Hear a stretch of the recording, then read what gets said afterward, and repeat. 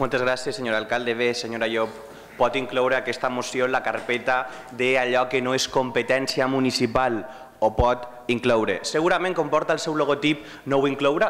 I quan vostè parlava així de demagògia i oportunisme, ens has ficat de l'ai al cor i diem, ara dimitissin, però no, no era això, era recriminar al govern que treballa. I miren, aquesta moció es defineix com vostè ho ha definit abans, senyora Llop, demagògia i populisme.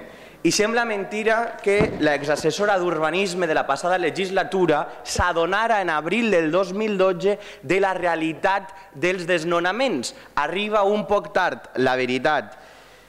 A nosaltres, des de Compromís, ens costa aquesta moció perquè pensem que el govern, i va ser el govern i no l'Ajuntament de Vila-real perquè vostès no van votar a favor de l'oficina d'assessorament jurídic que ja n'hi ha a Vila-real.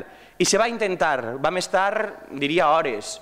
Se us va plantejar el fet de fer una declaració institucional, però vosaltres no vau voler, sí senyora Mezquita, perquè ho vas plantejar fins i tot jo, i vostè ens van dir que no. Per què? Perquè vostès volien ficar el logo, vostès volien el logo i els donava igual la resta.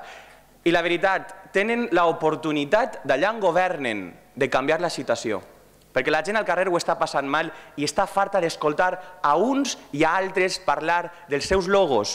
Per això van crear una comissió, perquè no volien parlar de logos, volien parlar de propostes.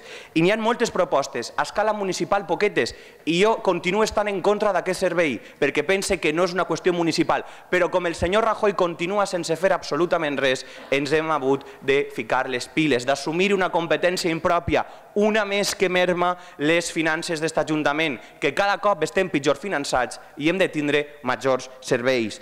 I cal dir que nosaltres a aquest Ajuntament hem fet diferents propostes, com per exemple no participar en els bancs que desnonen, com per exemple que la nostra policia no servisca de cobrador del frac dels bancs, sinó que doni servei al ciutadà. Hem fet aquesta oficina d'assessorament jurídic. Nosaltres hem augmentat les partides socials i podria dir que això són propostes que s'han fet des d'iniciativa o des de Compromís, però és que això a la gent li dona igual. La gent al carrer vol solucions. La gent al carrer vol que per fi d'una vegada a totes els polítics ens fiquem d'una manera conjunta al seu costat i no dalt ni baix, al costat, que no té sentit que la gent la tiren de les seues cases. I encapçaleu aquesta moció dient per a la no pèrdua de les cases.